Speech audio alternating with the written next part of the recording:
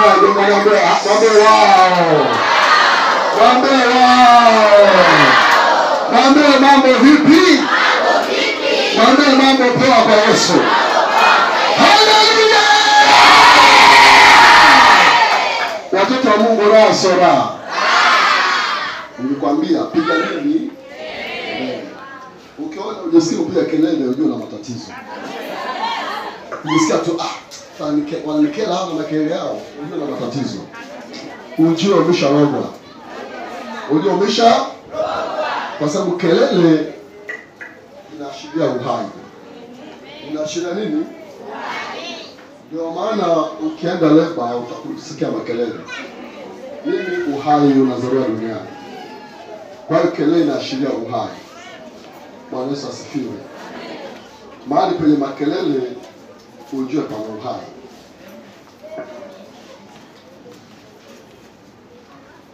Vizuri sana. Basi naomba tujifunze na uzima. Saa yetu imetimia. Chukua daftari yako, kalamu yako, tujifunze neno la uzima. Bwana Yesu asifiwe. Haleluya. Haleluya. Haleluya. Haleluya. Haleluya. Haleluya. Haleluya. Haleluya. Somo letu leo linasema kubomoa mashauri ya maadui zetu. Kubomoa mashauri ya maadui zetu. Kubomoa mashauri ya maadui zetu. Naomba kila mmoja mdogo sema 1 2 3. Kubomoa mashauri ya maadui zetu. Ongeza sauti kubwa 3. Kubomoa mashauri ya maadui zetu. Ule kanaye mgeukie mwambie kwa msisitizo 1 2 3. Mtikise kama unamdai huko namwambia 1 2 3. Ule kanaye mtikise mwambie ujumbe huu 1 2 3. Mwambie tena kwa msitizo. Kubomoa mashauri ya maadui zetu. Ndugu yangu, dunia hii tulio nayo inaendeshwa kwa mashauri. Dunia hii inaendeshwa kwa mashauri. Mashauri mazuri au mashauri mabaya. Ukiona mtu ameolewa, ujue kuna mashauri yalikaa ili mtu aolewe. Ukiona mtu amefukuzwa kazi, ujue kuna mashauri yalikaa ili mtu afukuzwe kazi. Ukiona uchumba umeharibika, ujue nyuma ya tatizo kuna mashauri. Ukiona mtu anaharibikiwa, usifikiri umetokea ghafla, hapana. Kuna mashauri nyuma yalikaa. Kuna mashauri nyuma yalikaa. Unapoona umelogwa na umelogeka, una ugonjwa komesha, una ugonjwa tata, nyuma yake kuna shauri likaa. Ukiona biashara imekufa au umeibiwa, kuna mashauri nyuma yalikaa. Ukiona unapewa taraka na mume wako, kuna mashauri yalikaa. Ama kwenye ukoo familia, ama alikaa vichochoroni, ama alikaa kwenye mabaa, ama alikaa sehemu fulani, wakashauriana ukapewa taraka. Wakashauriana ukavunja uchumba. Wakashauriana ukafukuzwa kazi. Wakashauriana ukaharibikiwa. Hakuna mambo yanampata mtu bila mashauri. Hata ukiona mtu amefariki, kwa macho ya kibinadamu nakuta tu ni kazi ya Mungu, haina makosa. Lakini nyuma ya tukio kuna shauri limekaa mahali ili kuleta kifo kwa mtu. Kabisa, dunia hii inaendeshwa na mashauri mazuri au mabaya. Nataka leo kila shauri baya lililokaa kwa ajili yako leo tulibomoe kwa jina la Yesu. Tulisambaratishe kwa jina la Yesu. Mgeukie mwenzako mwambie, rafiki yangu, leo kila shauri baya lililokaa mahali kwa ajili yako, leo tunalibomoa, leo tunasambaratisha, leo tunaliharibu kwa jina la Yesu. Iwe kama ulivyosema kwa jina la Yesu. Hebu sema, Baba, kwa jina la Yesu, kila shauri lililokaa kwa ajili yangu ninalivunja, ninalibomoa, ninalisambaratisha kwa jina la Yesu. Amen. Kuna mashauri yamekaa mahali ili usiolewe. Kuna mashauri yamekaa mahali usifunge ndoa. Kuna mashauri yamekaa mahali usipate kazi maisha yako yote. Kuna mashauri yamekaa mahali usioe kabisa, mpaka we babu asiyewahi kuoa siku moja. Shauri limekaa kwamba huyu awe kibibi kikongwe, maisha yake yote hajawahi kuwa na ndoa. Sio kwamba hapendi, hajawahi kupata ndoa. Kumbe kuna shauri limekaa mahali kwamba usiolewe wala usioe. Ndio maana kubomoa mashauri. Kubomoa mashauri. Wengine limekaa shauri la kutokuzaa. Kwamba huyu maisha yake yote hakuna kuzaa. Mwacha olewe tu, kuzaa no. Kuzaa hakuna. Kuna mashauri yamekaa. Mashauri yale ndiyo yanazaa matatizo kwa watu. Mashauri yanayoendelea katika ulimwengu wa roho ndio yanasababisha matukio kwa watu. Unashangaa, mbona sichumbiwi, mbona siolewi, mbona sipendwi, mbona kataliwa, mbona zomewa, mbona nikivaa nguo mwili wangu unawasha, mbona nguo nilikataa, mbona nikijipodoa vipodoza vikae kwenye uso. Kuna shauri limekaa mahali kuvuruga uso wako. Leo nataka kila shauri liharibiwe kwa jina la Yesu. Sema kwa jina la Yesu. Kila shauri na sambaratisha kwa damu ya Yesu. Amen. Sasa basi, nataka andika, tutembee kwa maandiko falsafa na maandiko mengi kidogo. Utaandika falsafa kwa muda wako nyumbani kwako, unasoma. Jifunze kusoma Biblia mara kwa mara. Yesu akasema, na wapenda wale wanipendao, na wale wanitafuta kwa bidii wataniona. Dalili ya mtu anayependa Mungu anasoma Biblia mara kwa mara. Kama unampenda Mungu utakuwa msomaji wa Biblia mara kwa mara. Utapata wapi maarifa ya Mungu kama usome Biblia? Utajuaje Mungu anaongea nawe kama usome Biblia? Jifunze kusoma Biblia mara kwa mara. Ninapotoka andiko madhabahuni, unaandika ili nyumbani ukasoma tena. Umeelewa eh? Amen. Umeelewa eh? Amen. Kuandika, Mungu huwa anafurahi sana anapoona mtoto wake anaandika. Mungu anafurahi sana. Kwa sababu unapoandika hata ukiwa peke yako bado utaendelea kusoma. Unaposoma, Roho Mtakatifu anaendelea kukufundisha tena na tena. Hatimaye naona kuwa mwalimu wengine. Bwana Yesu asifiwe. Amen. Bwana Yesu asifiwe. Amen. Bwana Yesu apewe sifa. Amen. Majeshi. Ndio maana tuanza maandiko. Ukianza kitabu cha Mwanzo ile sura ya 3 na ule mstari 37. Mwanzo sura 37 na ule mstari wa 18 imeandikwa, wakamwona toka mbali, na kabla hajakaribia wakafanya shauri juu yake ili wamuue. Wakamwona toka mbali, na kabla hajakaribia wakafanya shauri ili wamuue. Wakina nani hao? Hii ni story inahusu ya Yusufu na kaka zake. Yusufu alikuwa ni mdogo wa kuzaliwa, kaka zake ni wakubwa kuzaliwa. Amen. Wamezaliwa 12, lakini wa mwishoni huko anaitwa Yusufu na Benjamin, hawako chini sana wa mwishoni. Sasa kwa Yusufu kalikuwa kanaota ndoto ya waziri mkuu, kanaota ndoto ya kuwa mtu mkubwa, kanaota ndoto ya kuheshimiwa, kanaota ndoto ya kuwa mtu maarufu. Anaota ndoto tena.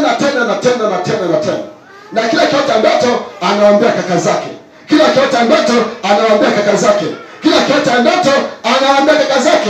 Kaka zake wanajua fasiri ya ndoto.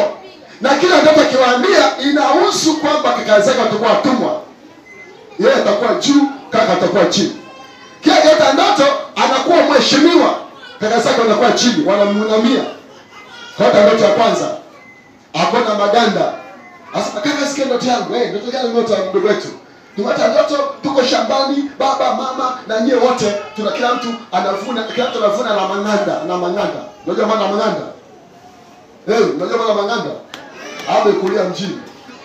Yaani mtu ambaye anavuna mpunga hapo anajaza kwenye mkono wake hivi. Unajaa kwenye mkono, unaitwa nganda. Unafunga na kamba anaweka pale, unaitwa nganda. Sasa wako shamba wanavuna manganda mengi, kaka zake wote. Kwenye ndoto ile akashangaa manganda kaka zake, manganda baba yake, mama yake, nganda zote zikaja kwenye mnganda wake mkubwa. Alafu ile mnganda ikaweza kusujudia mnganda wa Yusufu.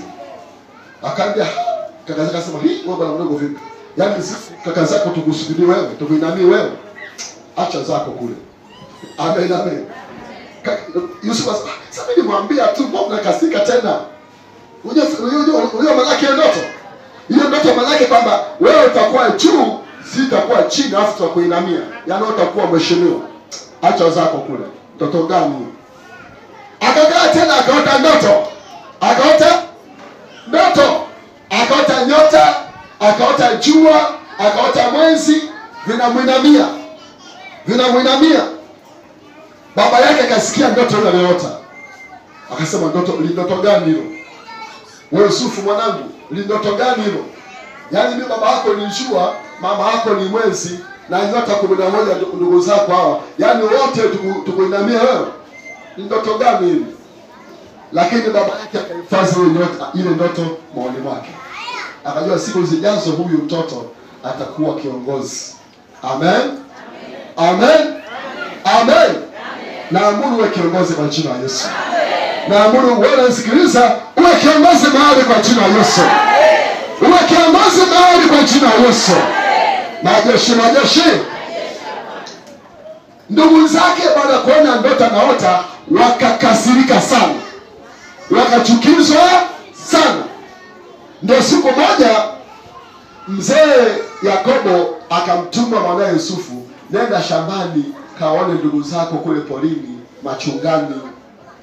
Amina maisha Bwana. Ndio swali sasa. Kwamba wakati Yusufu anakwenda na ndugu zake kwa kaka zake wakamwona toka mbali. Naomba watoto wanyamaze kimya huko. Bwana Yesu asifiwe. Bwana Yesu apewe sifa. Majeshi.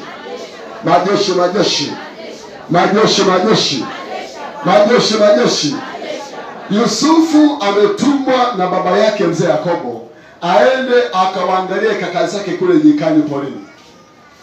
Akiwa mbali anakuja kwa kaka zake kuwaona. Kaka zake wakamwona kwa mbali. Ndio andiko hili sasa. Wakamwona toka mbali. Na kabla hajakaribia wakafanya shauri ili wapate kumuua. Unaona hiyo?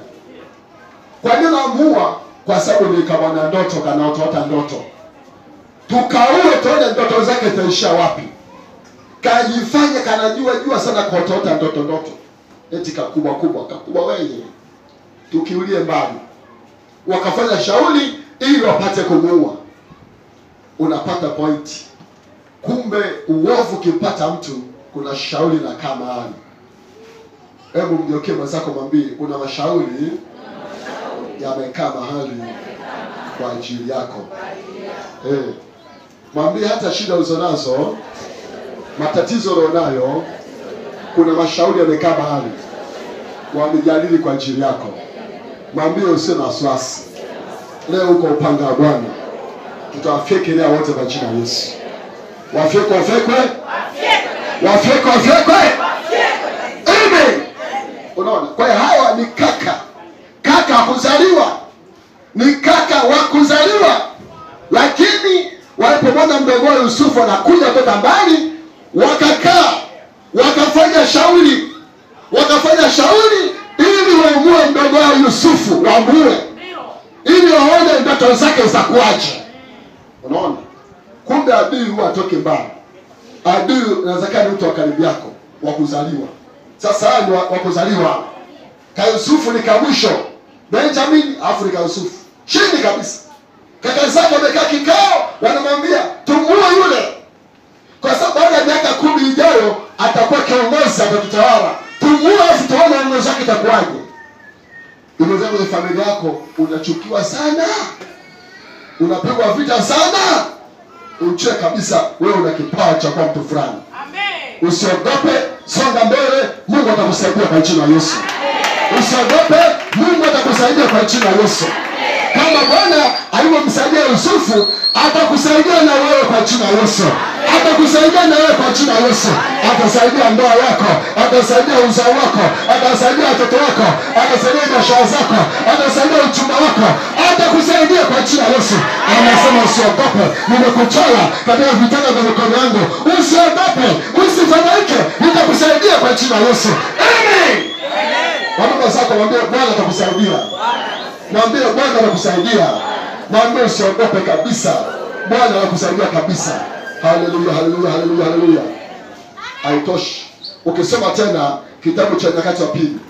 Nyakati wa Pili 24, 21. Nyakati wa Pili 24, 21. Imeandikwa tena pale. Anasema basi wakafanya shauri juu yake, wakampiga kwa mawe kwa amri ya mfalme katika ua ya nyumba ya Bwana. Basi wakafanya shauri juu yake, wakampiga kwa mawe kwa amri ya mfalme katika ua wa nyumba ya Bwana. Naona hawa mabwana wamekaa kikao. Wamekaa kikao, wakamjadili. Sasa okay, akija leo mzungusheni nyuma, piga mawe mpaka afa. Kusogea tu maneno yale, watu wakamvamia. Huyo kishafika pigwa. Jamani. Umezoea wewe unafanya sana, unajadai sana wewe. Mvutie huku. Jamani, nimekosa jamani yule. Leta huku. Nakaa sawa, jiwe. Jamani, jiwe mpaka mtu anafariki. Wakafurahi. Lakini kabla kufariki walikaa mashauri. Kwa hiyo hata wewe mateso ulionayo au shida au dhiki ulionayo, kuna mashauri yamekaa mahali. Kabisa. Wamekaa mahali wanashauriana. Tumtendeje? Tumuweje? Tumharibie vipi ndoa yake? Tumharibie vipi kazi yake? Tumharibie vipi biashara yake? Tumtendelishe vipi na uchumba wake? Tuvunje vipi uchumba wake? Wamekaa mahali wanafanya shauri kwa ajili yako. Hebu sema Baba kwa jina la Yesu. Kila shauri lililokaa kwa ajili yako na sabaratisha kwa damu ya Yesu. Kila shauri baya waliokaa mahali kwa ajili yangu au kwa ajili ya watoto wangu, na sabaratisha kwa damu ya Yesu. Sabaratika kwa jina la Yesu. Amen. Iwe kama ulivyosema kwa jina la Yesu. Ndio imeandikwa, anasema adui zako watakuja kwa njia moja, Bwana atawasambaratisha kwa njia 7. Adui zako na agiza wasambaratike kwa njia 7 kwa jina la Yesu. Adui zako wasambaratike kwa njia 7 kwa jina la Yesu. Adui zako wasambaratike kwa njia 7 kwa jina la Yesu. Hebu sema sambaratika. Adui zangu wote sambaratika. Haijalishi uwe kaka, sambaratika. Uwe dada, sambaratika. Uwe baba, sambaratika. Uwe mama, sambaratika. Uwe shangazi, uwe mjomba, uwe rafiki, uwe wifi, sambaratika kwa jina la Yesu. Amen. Unaposema maneno haya katika ulimwengu wa roho, kuna malaika wa Bwana, watumishi wetu. Malaika Bwana ni watumishi wetu. Kazi yao kusikiliza unaongea nini, unaomba nini kwa Bwana. Unapokuwa unasema vile, rohoni malaika wako busy, wanasambaratisha, wanawafukuza, wanawapiga, wanawakongota. Unashangaa adui zako wanalia mbele yako. Amen. Sema leo lazima alie. Lazima alie. Waweka mashauri kwa ajili yangu. Waweka mashauri kwa ajili ya familia yangu. Na amuru leo wapigwe na wasambaratike katika jina la Yesu. Amen. Ukisoma tena kile kitabu cha Nehemia sura ya 4 na ule mstari wa 8. Nehemia sura ya 4 mstari wa 8 imeandikwa tena pale. Anasema wakafanya shauri wote pamoja kuja kupigana na Yerusalemu na kufanya machafuko humo. Kila mtu sema nyumbani.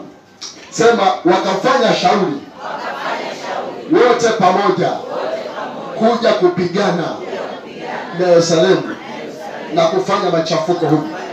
Unaona hawa wamekaa kikao, wakaanza kufanya mashauri namna kwenda kupiga Yerusalemu, kupiga mji wa Bwana, kupiga mji wa Bwana. Wakafanya mashauri. Kwa hiyo mashauri yale yanazaa machafuko. Wanashangaa tu, jamani, mbona mimi na mume wangu hatuelewani? Mbona mimi na mke wangu hatuelewani? Jamani, mbona familia hainisikia, hainielewi? Jamani, mbona maisha yangu yamekuwa magumu sana? Jamani, mbona ikipanga mipango yangu hainyoki? Kumbe kuna mashauri yamekaa kwa ajili yako. Kumbe kuna watu wamekaa mahali waenda kujadili. Wakati mwingine wakiwa wanaongea mashauri, ukitokea pale tu wanazua, wanaongea mambo mengine. Hapo vipi ule ugala wa jana ule? Ulikuwa mtamu sana, kumbe waongo. Wakawa wanaongea habari zako. Amen. Na agiza katika jina la Yesu. Wanaokaa mashauri kwa ajili yako, wakijaribu kuongea tu apige na Bwana kwa jina la Yesu. Wakijaribu kuongea tu utokee pale uwaone live kwa jina la Yesu. Na fungua masikio ya rohoni, wakiongea mahali popote pale, masikio kila dake na usikie kwa jina la Yesu. Mimi nashangaa sana. Wakati mwingine nashangaa masikio ya rohoni, nasikia watu wanaongea mahali. Bwana tokea nasikia. Nikisikia tu natulia hapo, yes. Nipo utamu. Amen. Wanaongea. Afa najua okay, all that is thank you very much. Najua. Kwa hiyo niachaendelea. Amen. Kwa sababu hakuna uovu unaoweza kumpata mtu bila mashauri. Hakuna. Kila tatizo kinapata mtu nyuma kuna washauri. Hata unataka kuajiriwa kazini, watu wanakaa, mabosi wanakaa na viti vyako wanajadiliana. Jamani, huyu mnaonaje? Vipi mfano wake mzuri au? Huyu bwana huyu anaonekana huyu kama kama kibaka, huyu afanye. Amen. Huyu afanye. Wanakupiga chini. Huyu vipi? Huyu japo kafenfeni kidogo hivi, huyu anaonekana mtu mwema huyu sawa, tumchukue. Masharaka. Ndio maana ngumu sana kuombea watu mbalimbali. Kwa mfano wewe unaomba kazi, lazima uombe ile kazi unayoomba. Ombea na viongozi. Ombea. Kama ni kata zako za kuombea kazi, ziombee mbele za Bwana. Ili yule anayesoma zile kata zako, akiziona tu apate kibali. Asema I say yani hizi huyu mtu mwajie mtu. Yaani kiroho kinamlipuka tani. Huyu anafaa. Hata kama Max hazakaa vizuri. Wewe tunakwambia tu huyu anafaa. Ngine sema bwana mbona kama kafeda, huyu mtu ni mwema sana. Ushakomona zako muone, lazima kwaje. Umesiombea. Watu zako ombea. Amen. Kama ni biashara, jifunze kuombea biashara. Kama ni kazi, jifunze kuombea kazi yako. Kama watoto wako, jifunze kuombea watoto wako.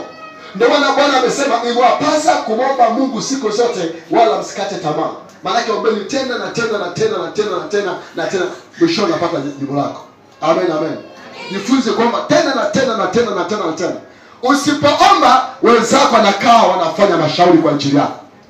Hebu sema na sambaratisha kila mashauri yanayokaa juu yangu. Na sambaratisha kwa jina la Yesu. Yeyote aliyefanya shauri kwa ajili yangu, naamuru apigwe na Bwana.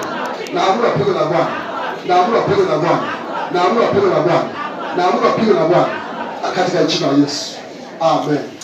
Ukisoma tena kile kitabu cha Mathayo sura 12 na ule mstari wa 14. Mathayo 12:14 inaandikwa, lakini wale Mafarisayo wakatoka wakafanya shauri juu yake jinsi ya kumwangamiza Yesu. Narudia tena. Lakini wale Mafarisayo wakatoka wakafanya shauri juu yake jinsi ya kumwangamiza Yesu. Naona hiyo. Mafarisayo na Masadukayo wamekaa kikao, wakaanza kufanya mashauri jinsi ya kumua Yesu. Unaona kwamba kumbe mtu aweze akaangamia bila shauri, kumbe mtu aweze kuharibiwa bila shauri, kumbe mtu aweze kupata mabaya bila ushauri. Ndio maana hata wachawi hawawezi kwenda kuanga au kuroga bila kukaa vikao. Wanakaa kwanza kwenye vikao vyao, au kwenye mibuyu mikubwa, au kwenye njia za panda, au kwenye makaburi. Wanakaa kule usiku manane, wanafanya mashauri kwanza. Wanacheza ngoma zao za kicheko pale, wanapiga mawatoma kafarao tayari. Hapo jamani, mwenyekiti haya kumekucha, haya wewe fulani, kwa mama Kisebengo wewe, kwa mama Nyauja wewe, haya twendeni. Wanakwenda kwanza mashauri, kwanza mashauri. Hakuna uovu unampata mtu bila mashauri. Amen. Lazima nyuma ya tatizo kuna shauri. Jambo hata likikupata baya au nzuri kuna shauri. Jambo nzuri kuna shauri nzuri. Jambo baya kuna shauri baya. Lazima. Hebu sema Baba, katika jina la Yesu. Mungu wa mbingu na nchi, leo nakuja kwako kwa damu ya Yesu. Baba Mungu, naomba kila shauri baya liliokaa kwa ajili yangu na nisambaratisha kwa damu ya Yesu. Mahali popote waliokaa shauri kwa ajili yangu, na agiza wasambaratike kwa jina la Yesu. Natuma malaika wa kutandika, natuma malaika wa kupiga, natuma malaika wakapige yeyote anayefanya shauri kwa ajili yangu au kwa ajili ya kazi yangu, ya biashara yangu, ya ndoa yangu, ya watoto wangu. Natuma malaika, piga wote wanaokaa vikao, wanaofanya mashauri kwa ajili ya maisha yangu. Piga malaika, piga malaika, piga malaika, piga malaika, piga malaika. Maana imeandikwa, Bwana atakuagizia malaika zake wakulinde, mikononi mwao watakuchukua. Na atuma malaika wa Bwana, na atuma malaika wa Bwana, na atuma malaika wa Bwana, na atuma malaika wa Bwana, na atuma malaika wa Bwana, na atuma kwa jina la Yesu. Amen. Unaona? Kwa hiyo kuna mashauri. Mgeukie mwenzako mwambie kuna mashauri. Mwambie tena kuna mashauri. Yanakaa mahali, yanakudiscuss, yanakujadili, yanakuongelea vibaya kabisa kabisa. Lakini leo tuwakomeshe kwa jina la Bwana. Tuwakomeshe kwa jina la Bwana. Tuwakomeshe kwa jina la Bwana. Tuwakomeshe kwa jina la Bwana. Amen. Naona adui zako wanasambaratika leo kwa jina la Yesu. Naona wanapigwa leo kwa jina la Yesu. Naona wanakungutwa leo kwa jina la Yesu. Malaika wa Bwana wanasambaa kila mahali, wanapiga adui zako leo kwa jina la Yesu. Wengine mashauri zako wapo kijijini ulikozaliwa. Kijiji kabisa kule ulikozaliwa. Toka miaka hiyo wanakaa kule, wanakuangalia kwenye mitandao yao. Tunamwona siku hizi anapendeza. Tunaona siku hizi kama na ulamba hivi. Naona siku hizi. Wanakaa wanakujadili, discuss. Sisi huku siku moja nikashangaa sana. Baba yetu asifu kwa jina la Mungu kwa jina la Yesu. Pepo ikalipuka. Ai! Mwachie huyu. Huyu amekosea. Amekosea nini? Anakaa nyumba yenye umeme. Alafu anakuwa na mkate na maziwa. Yaani kukaa nyumba ya umeme issue. Kuna mkate na Blue Band na maziwa issue. Tulicheka. Tukacheka mpaka bavu atu. Kwamba huyu hatakiwi kukaa nyumba yenye umeme. Hatakiwi kula mkate na hatakiwi huyu kulamba. Kuna watu wanavaa nguo za washa. Ukivaa nguo mnyakunyaku waka, yale nguo za ovyo ovyo, mwili unawasha. Ukivaa nguo nzuri mpya, mwili unawasha. Mpaka unavua. Unamaanisha ukivaa nguo ovyo ovyo, fresh. Kuna mashona yanakaa hivyo hivyo. Sema leo nakataa kwa jina la Yesu. Sema leo nakataa kwa jina la Yesu. Nakataa kwa jina la Yesu. Nakataa kwa jina la Yesu. Nakataa kwa jina la Yesu. Sema nakataa kwa jina la Yesu. Amen. Ndio maana Zaburi 91:10 imeandikwa, mabaya hayatakupata wewe, wala tauni haitakaribia hema yako. Kumbe Mungu hataki ya kupate mabaya. Mungu hataki uteseke. Mungu hataki uumwe. Mungu hataki una maisha ya ajabu. Mungu hataki. Mungu anasema, ninajua mawazo nazania, sema Bwana, ni mawazo mazuri wala sio mawazo mabaya, kwa tumaini siku zenu za mwisho. Anasema maana moyo wangu sipendi kuwatesa wanadamu wala kuhuzunisha. Moyo wa Mungu anataka uishi vizuri. Mungu anataka ulale vizuri, uamke vizuri. Mungu anataka ule vizuri. Mungu anataka upendeze. Mungu anataka uwe na amani. Mungu anataka uelewe. Mungu anataka uzae. Mungu anataka usafiri. Mungu anataka umiliki. Mungu anataka uinuke. Mungu anataka uwe juu, uwe juu, uwe juu, uwe juu, uwe juu, uwe juu, uwe juu, uwe juu, uwe juu kwa jina la Yesu. Pokea muujiza kwa jina la Yesu. Pokea muujiza kwa jina la Yesu. Pokea muujiza, pokea muujiza, pokea muujiza, pokea muujiza, pokea muujiza. Wakazi pokea kesi, wa ndoa pokea ndoa, watoto pokea watoto, wa biashara pokea mtaji. Kila mmoja pokea muujiza kwa jina la Yesu. Amen. Haleluya. Amen. Lakini shetani anasema kwa Yohana 10:10, mwivi haji ili aibe na kuchinja na kuharibu, lakini mwana wa Adamu Yesu Kristo amekuja ili uwe na uzima na kisha uwe na tele. Mungu amekuja uwe na uzima, na uzima sio robo, sio nusu. Uwe na uzima tele. Afya uzima tele, ndoa uzima tele, uzao uzima tele, biashara uzima tele, maisha yako yote uzima tele. Pokea uzima tele kwa jina la Yesu. Na agiza uzima uingie kwenye udhaifu, pokea uzima. Kwenye ushuhuda pokea uzima. Kwenye mateso pokea uzima. Na amini pokea uzima. Pokea uzima kwa jina la Yesu. Pokea uzima kwa jina la Yesu. Pokea uzima, pokea uzima. Pokea uzima katika Yesu.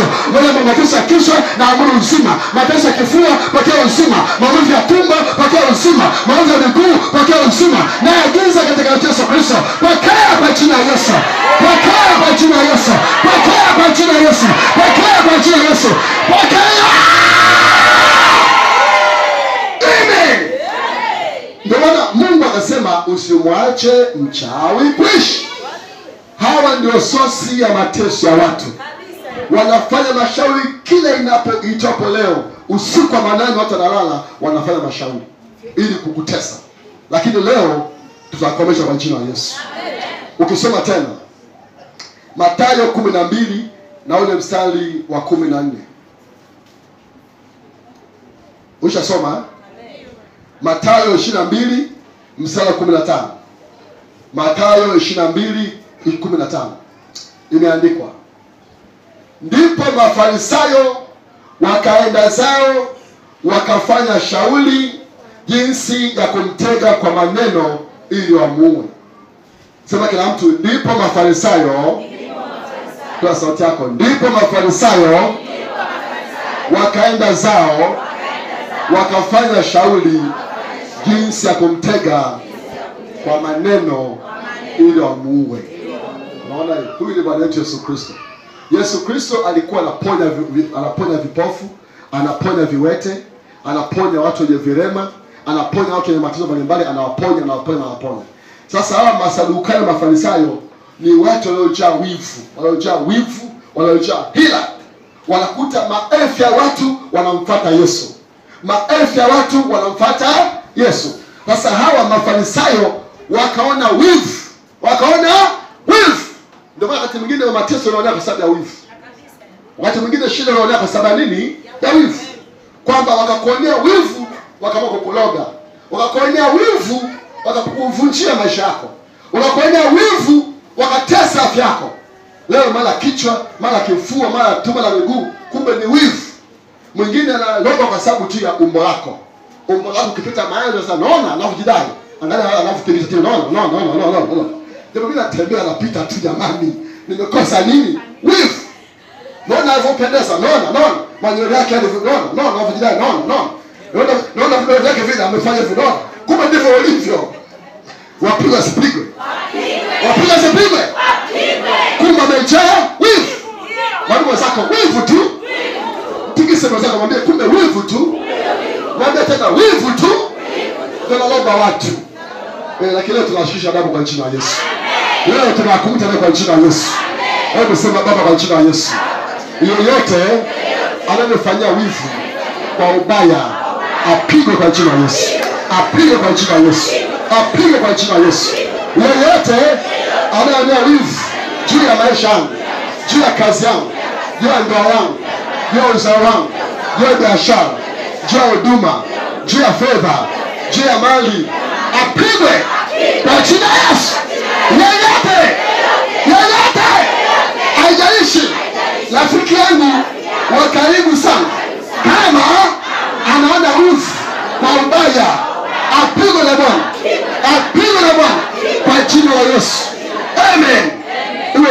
nilivyosema kwa jina la Yesu. Iwe kama nilivyosema kwa jina la Yesu. Iwe kama nilivyosema kwa jina la Yesu. Dunia imejaa wivu. Dunia imejaa wivu. Dunia imejaa wivu. Wewe waza kwa mfano. Hilo andiko anasema ndipo Mafarisayo wakaenda zao wakafanya shauri jinsi ya kumtega kwa maneno ili wamuue. Yaani hawa ni Mafarisayo ni viongozi wa madini hao. Hao viongozi wa dini hao. Hao sio wapagani, ni viongozi wa dini hao. Wakashangaa mbona Yesu ana maelfu watu wanamfuata. Watu wanakajagana. Wanakajagana. Wakaenda na masababu yao kule, watu 5, watu 2. Wako wana na familia zao tu basi. Wakiona Yesu maelfu ya watu. Wakajaribu. Wasema huyu bila shaka ni mkuu wa mashetani.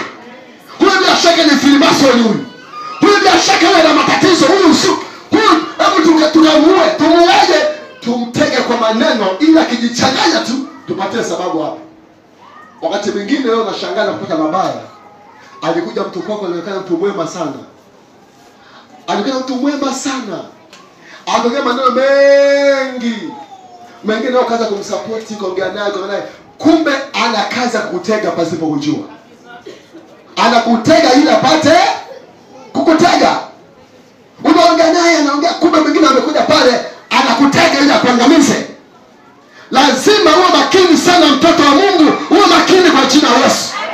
Sio kile kuja kwako anakuja kwa upendo, hapana. Sio anakuja kwako anakuja anakupenda, hapana. Mwingine anakuja kwako ana kazi kukutega kwa maneno. Ngoja nikwambie. Yaani siku hizi nikwambie. Pastor John kasema hivi, kasema hivi, kasema hivi. Kumbe nakutega, unaongea nini? Unaongea nini? Ndio unajiachia. Yaani asee Pastor John na yule. Ndio mwenye atazipo alina.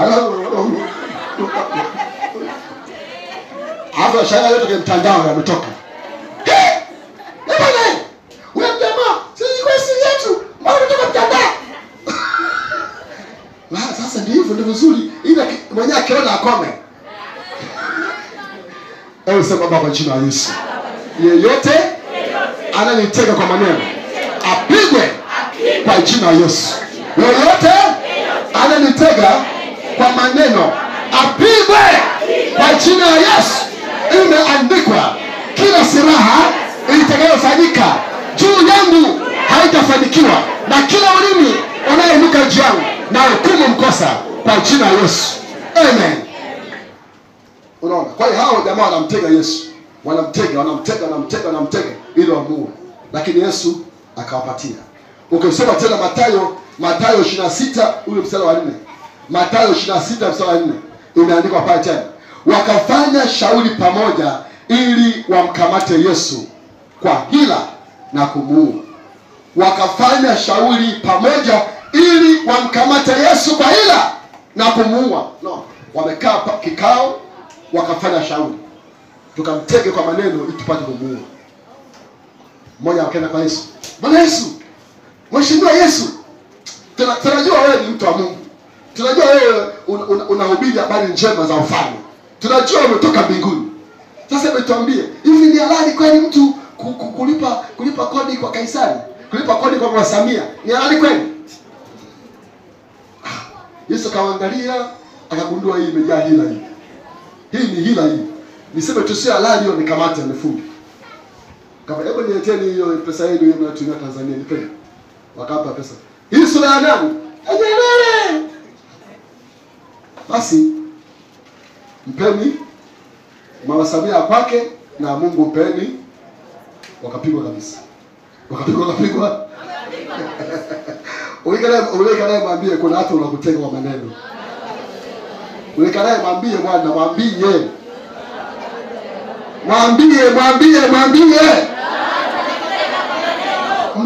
Mtikise mwambie ujumbe ukolee. Kuna watu wanakutega kwa maneno. Umetegwa kwa maneno yako, umenasa kwa maneno yako. Uzima na mauti vimo katika uweza wa ulimi. Unachokiongea kile ndicho unafungwa nacho hicho. Ndio maana ukienda mahakamani hawawezi hakimu akakuhukumu bila kusikiliza. Lazima kwanza utamke maneno. Ukitamka maneno yako, ndio nasema kwa neno lako hilo kifungo wa W koma jela miaka kadhaa. Jamani wako. Ukifika mahakamani kama bibi umetulia tu. Uongee chochote, hakimu anashia kukuhukumu anashinda. Atakuhukumu. Sababu hana cha kukuhukumu. Kwa hiyo hujaongea neno. Ukiongea neno kupitia neno lako unahukumiwa. Kwa hiyo jamaa wakamtega Yesu kwa maneno. Na Yesu ni Mungu, anaona ndani yao. Wakagundua kaona walikaa jana, wakashauriana hivi nikiongea hivi wanikamate, wanifunge hata niue kule jela. Okay, all right. Wameshinda. Kwa hata wewe kuna vikao vile vile. Imeandikwa hivi tujifunze sisi watu wa leo tujifunze. Usiwaze kwamba imeandikwa tu kama fashion. No, imeandikwa ili tujifunze wewe na mimi. Kwamba kumbe kuna watu wanaweza kukutega kwa maneno. Wakakutega kwa maneno. Anakuja kwamba anakaa mpole, mwema, mzuri, kumbe nyuma yake kuna hila. Nyuma yake ndio maana wengi kwa sikiliza unasikia yani jamaa hivi sikujua yani. Yaani ningejuaga, nisingekubali.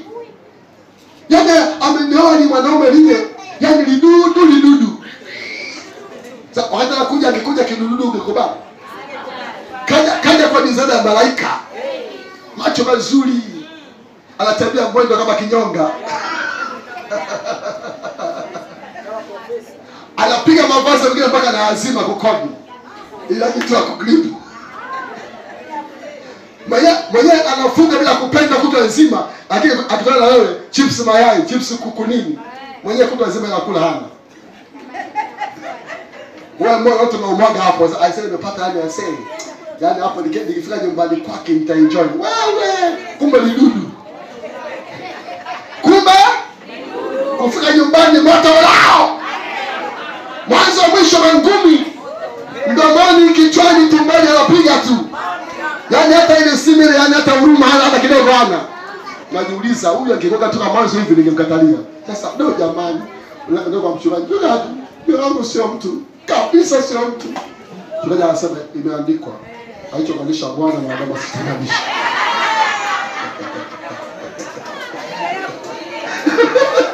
Mchungaji anaenda kwenye andiko.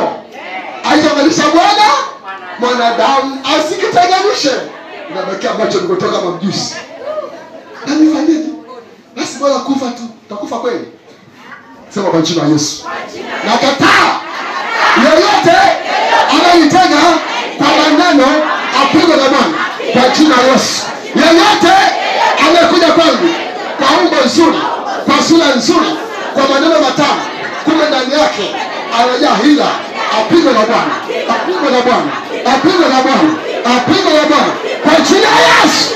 Amen. Unapoongea hivi maana yake ulimwengu wa roho unamhusu Mungu aliyekuumba kupigania. Kwa sababu Mungu anajua maadui zako wote. Wengine rafiki zako sana, wengine ndugu zako kabisa, anajua wote. Kwa kile anakuja kwako, kumbe tayari umeshamwambia Bwana tayari kwamba mtandike. Akifanya tu, unajua jamani, unashakali anatokea bomu pale. Unamfunua. Kumbe ndivyo ulivyo. Kumbe ndivyo ulivyo. Kumbe ndivyo ulivyo. Kumbe ndivyo ulivyo. Kumbe nini? Bwana amemwambia. Amen, amen. Ndio maana Yesu anasema leta hoja zenye nguvu. Leta hoja. Leta hoja. Njoni tusemezane. Asema Bwana. Njoo eleza sheria kupata kupewa haki yako. Mwambie Bwana. Mwambie Bwana. Ukisoma tena kitabu kile cha Mathayo 27 ule mstari wa kwanza. Mathayo 27 mstari wa kwanza imeandikwa. Mathayo 27 ule mstari wa kwanza imeandikwa. Na ilipokuwa asubuhi, wakuu wa makuhani wote na wazee wa watu wakafanya shauri juu ya Yesu wapate kumuua. Na ilipokuwa asubuhi, wakuu wa makuhani wote na wazee wa watu wakafanya shauri juu ya Yesu wapate kumuua. Naona hiyo? Yaani wamekaa wakafanya shauri wapate kumuua nani? Yesu. Sasa hii ni wakati wa Yesu. Na mpaka wakafanikiwa wakamuua Yesu. Sasa zama zetu hizi pia hata wewe kuna watu wanafanya shauri kwa ajili yako. Kabisa. Kuna watu wanafanya shauri juu ya afya unaonayo. Kuna watu wanafanya shauri juu ya ndoa ulionayo. Kuna watu wanafanya shauri juu ya watoto wako. Kuna watu wanafanya shauri juu ya mipango yako. Kuna watu wanafanya shauri juu ya ofisi ulionayo. Kuna watu wanafanya shauri juu ya biashara yako, juu ya mapato yako. Wanafanya shauri kabisa. Amen, amen. Amen, amen. Amen, amen. Majeshi, majeshi. Majeshi, majeshi. Majeshi, majeshi. Majeshi, majeshi. Majeshi, majeshi. Yako wapi majeshi? Yakipiga majeshi. Yakipiga majeshi. Haleluya, haleluya. Haleluya, haleluya. Haleluya, haleluya. Kwa hiyo kuna watu kabisa wanafanya mashauri kwa ajili yako. Ndio maana leo ni kubomoa mashauri ya maadui zako. Haijalishi mjini, haijalishi mashambani, haijalishi kijijini, haijalishi kazini kwako, ofisini kwako, haijalishi sokoni, haijalishi mahali popote. Wamekaa mahali wanafanya mashauri kwa ajili yako, lazima leo wapigwe na Bwana kwa jina la Yesu. Amen, amen. Amen, amen. Amen, amen. Hapa nakwambia wazee wakafanya shauri. Wakafanya shauri la kumua Yesu. Kuna watu wanafanya shauri la kukuua wewe. Kuna watu wanafanya shauri la kuua ndoa, kuua biashara, kuua kazi. Hebu sema Baba katika jina la Yesu. Kila shauri baya na sambaratisha kwa damu ya Yesu. Kila shauri baya, kila shauri baya na sambaratisha kwa damu ya Yesu. Kwa damu ya Yesu. Kwa damu ya Yesu. Kwa damu ya Yesu. Mashauri yote yanayofanyika kwa ajili yangu na sambaratisha kwa damu ya Yesu. Na sambaratisha mashauri yote kwa damu ya Yesu. Kwa damu ya Yesu. Kwa damu ya Yesu. Ninaamuru mashauri mazuri kwa ajili yangu yafanyike kwa jina la Yesu. Mashauri mabaya na sambaratisha, na ponda, na piga, na angamiza, na bomoa, na haribu kwa jina la Yesu. Kila shauri baya, kila shauri baya sambaratika kwa jina la Yesu. Shauri baya la afya yangu na sambaratisha. Shauri baya la ndoa yangu na sambaratisha. Shauri baya ya uchumba wangu na sambaratisha. Shauri baya ya uzao wangu, watoto wangu na sambaratisha. Shauri baya juu ya kazi yangu na sambaratisha. Shauri baya juu ya huduma na sambaratisha. Shauri baya juu ya huduma yangu na sambaratisha. Kila shauri, kila shauri, kila shauri, kila shauri, kila shauri baya juu yangu sambaratika, sambaratika, sambaratika, sambaratika kwa jina la Yesu. Na sambaratisha kila shauri baya, na sambaratisha kwa damu ya Yesu. Mashauri yote na sambaratisha kwa damu ya Yesu. Mashauri ya magonjwa na sambaratisha. Mashauri ya balaa na sambaratisha. Mashauri ya ajali na sambaratisha. Mashauri kwa haribu ndoa, kwa haribu uchumba, kwa biashara, kwa haribu kazi na sambaratisha kwa damu ya Yesu. Kwa damu ya Yesu. Kwa damu ya Yesu. Kwa damu ya Yesu. Kila shauri baya na sambaratisha kwa damu ya Yesu. Kila shauri baya juu ya afya na sambaratisha. Kila shauri baya juu ya ofisi yangu na sambaratisha. Kila shauri baya juu ya huduma na sambaratisha. Kila shauri baya juu ya kazi na sambaratisha. Kila shauri baya juu ya watoto wangu na sambaratisha. Kila shauri baya juu ya biashara yangu na sambaratisha. Kila shauri baya juu ya masomo yangu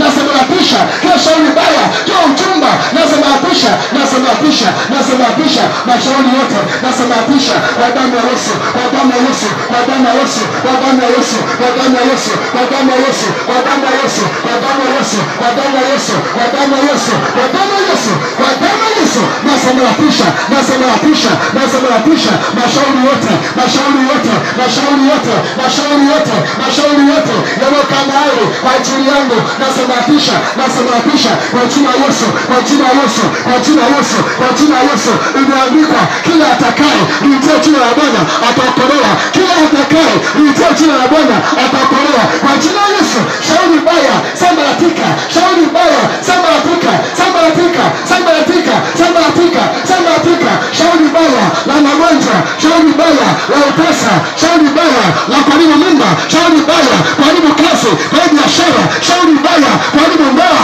shauri baya, shauri baya sambaratika, sambaratika, sambaratika kwa jina la Yesu, kwa jina la Yesu, kwa jina la Yesu, kwa jina la Yesu, kwa jina la Yesu, kwa jina la Yesu, kwa jina la Yesu, kwa jina la Bwana, kwa jina la Yesu, kwa jina la Yesu, na sambaratisha mashauri mabaya, na sambaratisha, na sambaratisha, na sambaratisha, na sambaratisha, na sambaratisha kwa jina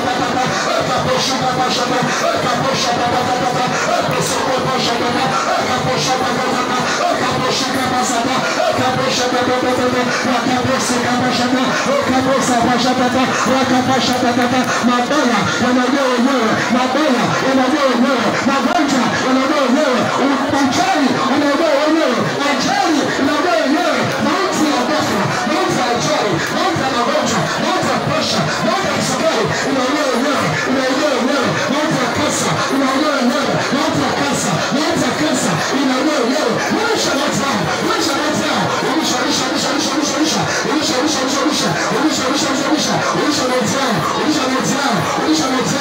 unasonga mashaka, unasonga makapashaka, kapashaka patata, kapashaka pashaka, kapashaka pashaka, unasonga pashaka, unambira mashaka pa, nana magonjwa kuachia, nana magonjwa kuachia, nana mapepo kuachia, majina kuachia, nana kuachia hao, wanakuachia magonjwa, wanakuachia mateso, wanakuachia maraa, wanakuachia uvimbe, wanakuachia ulimwengu wa kiza kuachia, ulimwengu wa kiza kuachia, ulimwengu wa kiza kuachia, wanakuachia, wanakupashaka, wanakuachia, wanakuachia, wanakuachia, wanakuachia, wanakuachia, wanakuachia, wanakuachia, wanakuachia, kaposhaka pashaka, unasonga mashaka pasa, kaposhaka pashaka, posoko pashaka papa, masaka pashaka, kapashaka papa, kipashaka papa, shaka papa, unasonga makapashaka, unasonga makapashaka, unasoko pashaka, unasonga makapashaka, unasoko pashaka, unasoko pashaka, unasonga mashaka, usikae kimya, tamka maneno, tamka maneno, onyesha mabaya yao, onyesha magonjwa yao, onyesha balaa zao, onyesha uchawi wao, onyesha uvimbe wao, onyesha mauti yao, onyesha kifo chao, onyesha ajali zao, onyesha umasikini wao, onyesha balaa yao, unasonga makapashaka, kaposhaka pashaka, kapashaka papa, kaposhaka pashaka, kaposhaka papa, unasonga mashaka pa, ukopashaka pasaka, kaposhaka pashaka, unasonga mashaka pa, unasaka pashaka, kaposhaka pashaka, unasaka pashaka, unasonga mashaka pa, unasonga mashaka pa, kaposhaka, unisha